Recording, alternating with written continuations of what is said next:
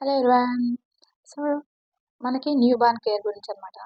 So, newborn పుట్టిన వెంటనే first మదర్‌కైతే ఇంకా చాలా ఎక్కువ యాంగ్జైటీ, కన్‌ఫ్యూజన్ అది ఇది చాలా ఉంటాయి. హ్యాపీనెస్ వీటితో పాటి వాళ్ళకి ఏదైనా చిన్న ఇది జలుబు, కోల్డ్ కానీ, లేకపోతే దగ్గొచ్చినా, ఇంకా జ్వరం వచ్చినా, ఏదొచ్చినా తట్టుకోలేము. వాళ్ళు ఏడ్చినా, మోషన్ పోయినా, పాలు తాగినా, తాగకున్నా ఇలా అన్నీ ప్రతి ఒక్కటి కన్‌ఫ్యూజనే. ఎందుకంటే కన్‌ఫ్యూజన్ అని కాదు, భయం, భయం, భయం. ఆందోళన, టెన్షన్ ఇది న్యూ బార్న్ వాళ్ళకి ఫస్ట్ మదర్‌కే కాదు, సెకండ్ మదర్ అయినా ఎవ్వరైనా ఉంటది. సో, నేను వాళ్ళ కోసం చిన్న చిన్న టిప్స్ అంటే నాకు తెలిసినవి, నేను పాటిస్తున్నవి, పెద్దవాళ్ళ విషయంలో చేసినవి, లేదంటే ఇప్పుడు మంచి విషయాలైతే షేర్ చేస్తాను. ఫుల్ వీడియో అయితే వాచ్ చేయండి. సో, న్యూ బార్న్‌కి అండ్ నాకైతే నా పర్సనల్ విషయాలేంటంటే, డెలివరీ అయినప్పుడు ఆ 3 డేస్ నేను హాస్పిటల్‌లో ఉన్న 3 డేస్ ఫుల్ రెయిన్ అనమాట. సో, ఆ రెయిన్‌లోనే సడెన్‌గా లోపల నుంచి బయటకొచ్చిన మా బాబుకి ఈ క్లైమేట్ తట్టుకోలేక ఫస్ట్ డేనే కోల్డ్ అయితే వచ్చేసింది. మేబీ అది క్లైమేట్ వల్లనా? లేకపోతే వాడికి అంత ఎక్కువ ఇమ్యూనిటీ ఉందా? లేదా? తెలీదు. అండ్ ఎస్పెషల్‌గా నేను షేర్ చేసుకోవాలని అనుకుంటుంది ఏంటంటే, చిన్న పిల్లలకి కనీసం 2, 3 మంత్స్ వాళ్ళకి అస్సలు ఎటువంటి ఇమ్యూనిటీ పవర్ ఉండదు. ఓన్లీ మదర్ మిల్క్ పైన అంటే మనం ఇచ్చే మిల్క్ లేదా ఫార్ములా మిల్క్ పైన ఒకటి ఆధారపడి ఉంటారు. సో, వాళ్ళకి ఎటువంటివి డైరెక్ట్‌గా వాళ్ళకి వచ్చే ఛాన్సే లేదు. వాళ్ళ నుంచి వాళ్ళకి కంపల్సరీగా వాళ్ళ పక్కన ఉంటారు గదా! అంటే అమ్మ గాని, నాన్న గాని, ఇంకా ఏదన్నా ఇంట్లో వాళ్ళు గాని, వాళ్ళకి ఏదన్నా వస్తే జలుబు, దగ్గు, జ్వరం అవి మాత్రమే వీళ్ళకి అంటుకుంటాయన్నమాట. అంటువ్యాధుల్లాగా. సో, వాళ్ళకి సొంతంగా రావు. ఇదొకటి గుర్తుపెట్టుకోండి. సో, మనకి ఏదన్నా బాగలేని వాళ్ళు కొంచెం దూరంగా ఉండాలి న్యూబార్న్‌కి. అందుకే కనీసం 1 మంత్ అయినా పిల్లల్ని బయటికి తీసుకెళ్ళొద్దు, జనాల్లోకి తీసుకెళ్ళొద్దు అని ఎందుకు చెప్తారంటే, వాళ్ళకి ఏం ఇమ్యూనిటీ పవర్ ఉండదు పాపం. వెంటనే అటాక్ అవుతాయన్నమాట జబ్బులు. సో, ఇంక నా బాబు విషయానికొస్తే వాడికి పాపం ఎవరి వల్ల వచ్చిందో తెలీదు. ఫస్ట్ డేనే కొంచెం జలుబొచ్చింది. తుమ్ముతా అన్నాడు. మరీ ముక్కులు చీది కారే అంత లేదు గానీ, కొంచెం తుమ్ముతా అన్నాడు. సో, అది గాక మాకి డెలివరీ అయిన తర్వాత ఒక 3 డేస్ తర్వాత అంటే ఫోర్త్ డే ఒకసారి రమ్మన్నారనమాట. కామెర్లు ఇలాంటివి ఉన్నాయేమో చెక్ జేయడానికి రమ్మంటారు గదా డాక్టరు. సో, అలా వెళ్ళంగానే కామెర్లు అలాంటివి ఏం లేవు.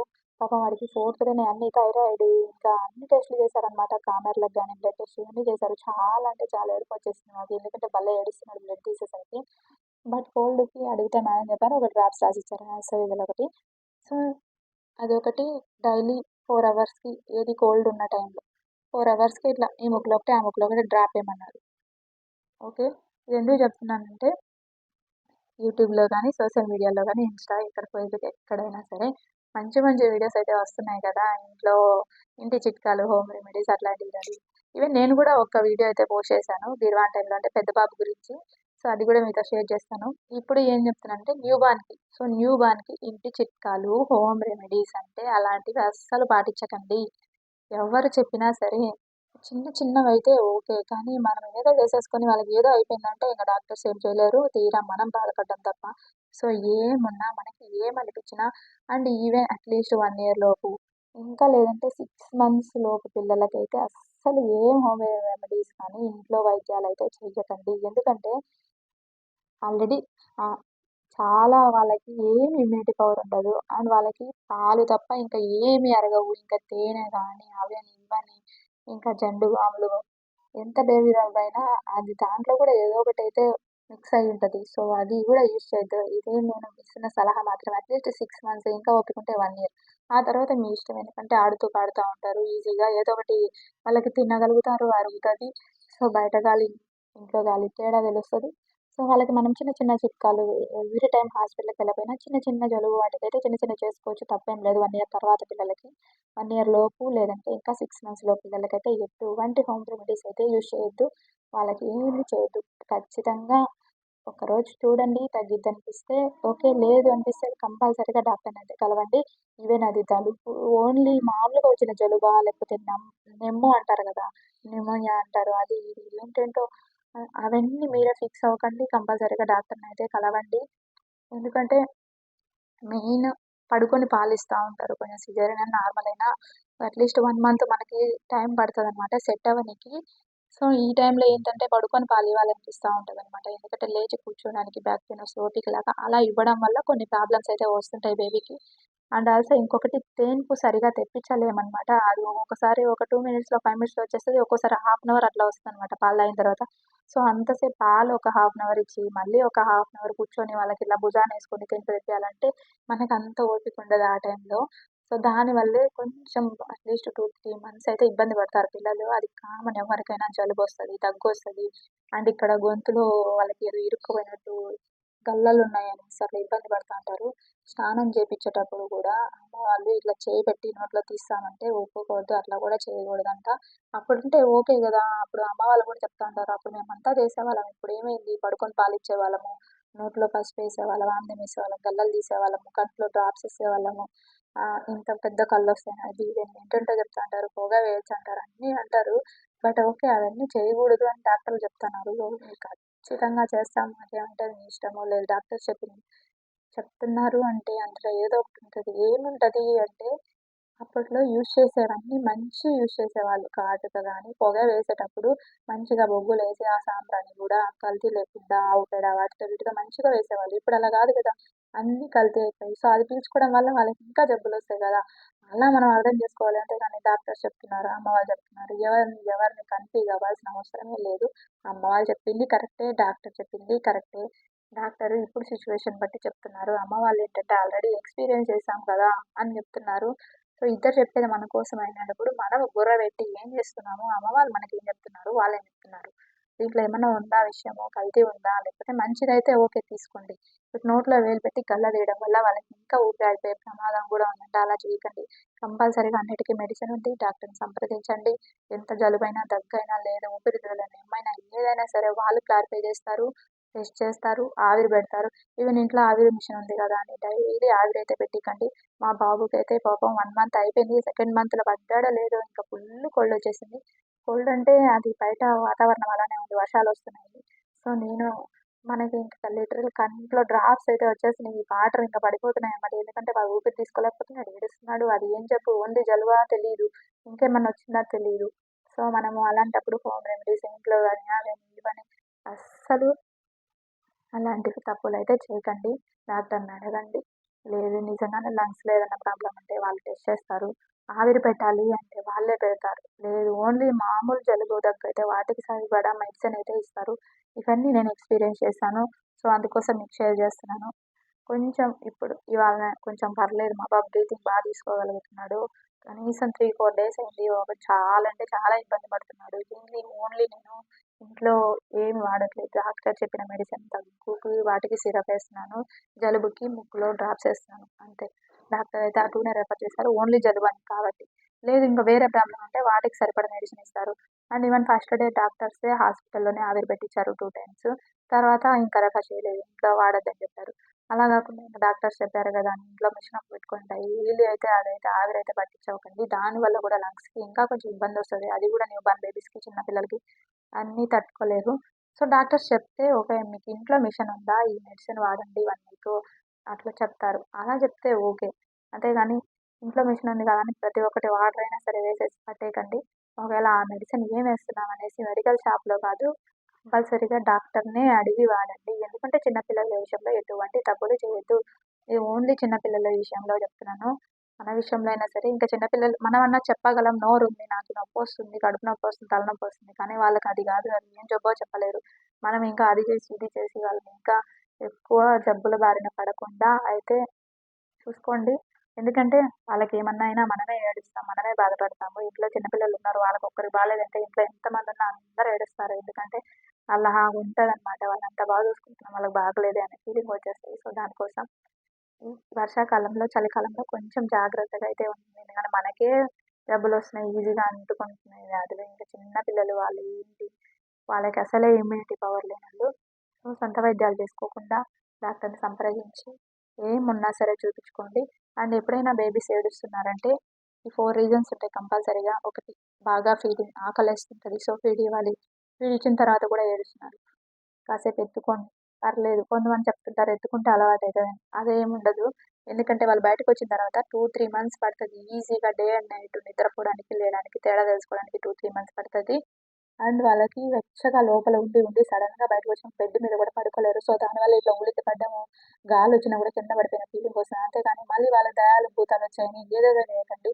ఏంటి అవన్నీ మళ్ళీ చేయకండి. ఎందుకంటే వాళ్ళకి ఆ ఫీల్ ఉంటుంది. ఎందుకంటే ఇట్లా ముడుచుకొని ఉండి ఉండి సడన్గా ఫ్రీగా పడుకోవాలి నువ్వు బెడ్ మీద అంటే వాళ్ళకి టైం పడుతుంది. అట్లీస్ట్ 2-3 మంత్స్ ఈజీగా పడుతుంది. అందుకే వాళ్ళు నైట్ మేలుకుంటుంటారు, పగలు నిద్రపోతుంటారు. సో కనీసం 2-3 మంత్స్ అయితే మనం ఓపిక చేసుకోవాలి. ఇంట్లో వాళ్ళ సలహాలు వాళ్ళ హెల్ప్ అయితే తప్పకుండా తీసుకోవాలి. ఇంకా నేనైతే కంప్లీట్గా బాబు దగ్గరే ఉండిపోవాల్సి వస్తుంది. ఇంకా ఇంట్లో మా అమ్మకైతే ఇంకా చెప్పనవసరం లేదు. అంత పని ఉంటుంది అనమాట పాపం. ఎందుకంటే ఇంకోటి నేను డైపర్స్ కూడా యూజ్ చేయను ఇంట్లో ఉన్నప్పుడు. ఎప్పుడైనా బయటకు వెళ్ళినప్పుడే యూజ్ చేస్తాను. సో ఇంట్లో అవి వాష్ చేసి చేసి మాప్ చేసి మా అమ్మ అయితే చాలా కష్టపడుతుంది. అందుకే అంటారు డెలివరీ అయిన తర్వాత టైంలో మనకి అమ్మ వాళ్ళ హెల్ప్ చాలా అవసరమని. ఇంక ఎవరి హెల్ప్ మనం తీసుకోలేము. అండ్ అమ్మ వాళ్ళైతే మనం ఏదైనా అన్నా కొంచెం ఫ్రస్ట్రేట్ అయినా మన మూడ్ స్వింగ్స్లో సో అమ్మ వాళ్ళు ఒక్కటే పట్టించుకోగలరు అమ్మ నాన్న మాత్రమే. సో అందుకే అనుకుంటా అమ్మాయి ఖచ్చితంగా డెలివరీ టైంలో డెలివరీ అయినప్పుడు ఖచ్చితంగా అమ్మ వాళ్ళ ఇంట్లోనే ఉంటుంది. మేబీ ఇలాంటి వాటి కోసం అనమాట. అత్తయ్య వాళ్ళు చేయాలంటే అత్తయ్య వాళ్ళు కూడా చేస్తారు. కానీ మనకు కొంచెం మొహమాటంగా ఉంటుంది ఏదైనా చెప్పాలన్నా ఏదైనా పని చేయించుకోవాలన్నా. సో దానికోసం అనేసి మేబీ అందరూ అమ్మ వాళ్ళ దగ్గర ఉండడానికి ఇష్టపడతారు. అంతేగాని డిఫరెన్స్ అయితే నేనేం చూపించలేదు. మా అత్తయ్య కూడా చాలా బాగా చూసుకుంటారు. సో ఇంకా పిల్లల గురించి చెప్తున్నాను. అండ్ ఒకటి ఫీడింగ్ కోసం ఏడుస్తారు. లేదంటే ఎత్తుకోమనేసి కొంచెం ఏడుస్తారు. లేదంటే టాయిలెట్, బాత్రూమ్ కానీ, పాస్ కానీ వస్తే ఏడుస్తారు. పాస్ వస్తే ఏడుస్తారు కంపల్సరీగా. ఈ డౌట్ అయితే నాకు ఫస్ట్ గిర్వాన్ బాబు టైంలో కూడా ఉండే. నేను 5 మంత్స్ మేబీ 4-5 మంత్స్ వచ్చే వరకు కూడా ఏడుస్తున్నాడు వాడు. పాస్ వచ్చినప్పుడల్లా ఏదో ప్రాబ్లమ్ ఏమో అని మేము భయపడ్డాము. 2-3 టైమ్స్ డాక్టర్ దగ్గరకు కూడా వెళ్ళాము. సో డాక్టర్ ఒకటే చెప్పారు ఏం లేదు, ఏం లేదు. అది కొంతమంది మామూలే మామూలే అన్నారు. సో ఇప్పుడంటే సెకండ్ టైం కాబట్టి కొంచెం అలవాటైపోయింది. సో మీకోసం అందుకే ఆ విషయం షేర్ చేసుకుంటున్నాను. పాస్, బాత్రూమ్ వస్తే ఏడుస్తారు కంపల్సరీగా. ఫస్ట్ 1 మంత్‌లో పిల్లలకైతే మోషన్ వెళ్ళినప్పుడు ఏమి అంత ఉండదు. సెకండ్ మంత్ నుంచి ముక్కడము, ఏదన్నా అరవడము, కొంచెం ఏడవడం ఇవన్నీ చేస్తారు కంపల్సరీగా. చిన్న తడైనా ఏడుస్తారు. సో ఈ రీజన్ ఉంటది. ఇవేమి కాదు అయినా ఏడుస్తున్నారంటే వాళ్ళకి కొంచెం గ్యాస్ ఫిల్ అయి ఉంటది స్టమక్‌లో. సో పాలిచ్చిన తర్వాత ఒక హాఫ్ అన్ అవర్ తర్వాత అట్లాగా కొబ్బరి నూనె కానీ, నువ్వుల నూనె కానీ ఏదో ఒక ఆయిల్ అట్లా బొడ్డు పైన, పొట్ట పైన ఇట్లా అప్లై చేసి క్లాక్ వైజ్ అంటే గడియారం ఎలాగ తిరుగుతదో అలాగా కొంచెం మంచిగా లైట్‌గా మసాజ్ చేయండి. అట్లా కాళ్ళు చేతులు ఉంచుతూ. సో అందుకే మేబీ అంటారు పెద్దవాళ్ళు అప్పట్లో ఆయిల్ అది ఇది పూసి కొంచెం మసాజ్ చేసేవాళ్ళని. ఇప్పుడు మనకి అంత టైం ఉండదు. సో అట్లీస్ట్ బేబీ ఏడ్చినప్పుడు కొంచెం గ్యాస్ అట్లా చేయడం వల్ల కొంచెం గ్యాస్ పోతది. సో దానివల్ల వాళ్ళు రిలీఫ్ పొందుతారు. మోషన్ ఫ్రీ అయితది. సో దానికోసం ఈ 4 రీజన్‌లే ఉంటాయి. అయినా కూడా ఏడుస్తున్నాను ఇంక రోజంతా ఏడుస్తున్నారు. గంట, 2 గంటల నుంచి ఏడుస్తున్నారంటే కంపల్సరీగా డాక్టర్‌ని అయితే కలవండి. చిన్న చిన్నవి ఏడుస్తున్నారు. ఒక నిమిషం, 2 నిమిషాలు ఏడుస్తున్నారు. ఎత్తుకుంటేనో, ఫీడింగ్ ఇస్తేనో ఇలా అన్నీ చేస్తే కామ్ అయిపోతున్నారంటే ఇవంతా నార్మలే అనుకోండి. ఇంకా కంటిన్యూగా ఏడిస్తే కంపల్సరీగా డాక్టర్‌ని అయితే కలవండి. ఎక్కువ టైం వేస్ట్ అయితే చేసుకోవద్దు. చిన్న పిల్లల విషయంలో మరీ మరీ చెప్తున్నాను. చాలా కేర్‌ఫుల్‌గా ఉండండి. అండ్ ఇంకా ఫస్ట్ టైమ్ మదర్‌కి ఎన్ని కష్టాలుంటాయో ఏమో తెలీదు గానీ, ఇంకా సెకండ్ టైమ్ మదర్‌కయితే చాలా కష్టాలుంటాయి. అది కూడా నా వయసులో పిల్లాడున్నాడు ఆ బాబు. సో, వాడికి 2 ఇయర్స్ అయిపోయి థర్డ్ ఇయర్ రన్నింగు. సో, ఇలాంటి వాడు ఇంకా బాగా ఆడుకొని ఎక్స్‌ప్లోర్ చేసి చాలా ఇప్పుడే ఎంతో యాక్టివ్‌గా ఉంటది మైండ్. ఇంకా ఏం చేయాలి, ఇంకా ఏం చేయాలి. ఇలాంటి టైంలో దేన్ని చూసుకోవాలో, వాడిని చూసుకోవాలో తెలియట్లేదు. ఎందుకంటే తమ్ముడికి ముద్దు పెడతాననేసి పొట్ట మీద పడ్డం, ముద్దులు పెట్టడం, కొట్టడం ఇవన్నీ చేస్తా ఉన్నాడు. వాడికి తెలీదు కదా పాపం వాడిని ఎత్తుకోవాలి, వాడితో ఆడిపించుకోవాలి అనే మూడ్‌లోనే ఉన్నాడు. సో, నాకైతే ఇంక ఫుల్ టార్చర్, హెడేక్ వస్తుంది. ఇద్దరిని ఎలా చూసుకోవాలి, ఏంటి అనేసి అరవడం, కొట్టడం ఇవన్నీ చేస్తా ఉన్నాను. ఇంక తప్పట్లేదు. కానీ ఇదెందుకు చెప్తున్నానంటే మా వాళ్ళు ఫ్రెండ్స్ కొంతమంది దగ్గర రిలేటివ్స్ చాలామంది ఇంకా బయట వాళ్ళు కూడా అడుగుతున్నారనమాట.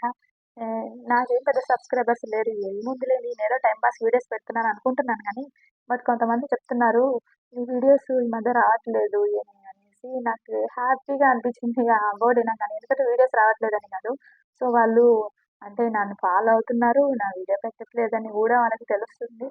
సో, ఇదొక రీజనే ఉంది. ఇద్దరు పిల్లలు మేనేజ్ చేసుకొని నాకి కొంచెం హెడేక్స్, మూడ్ స్వింగ్స్, నిద్ర ఉండట్లేదు. ఎందుకంటే చిన్న బాబు చిన్నవాడు కదా! Night time మేలుకుంటున్నాడు.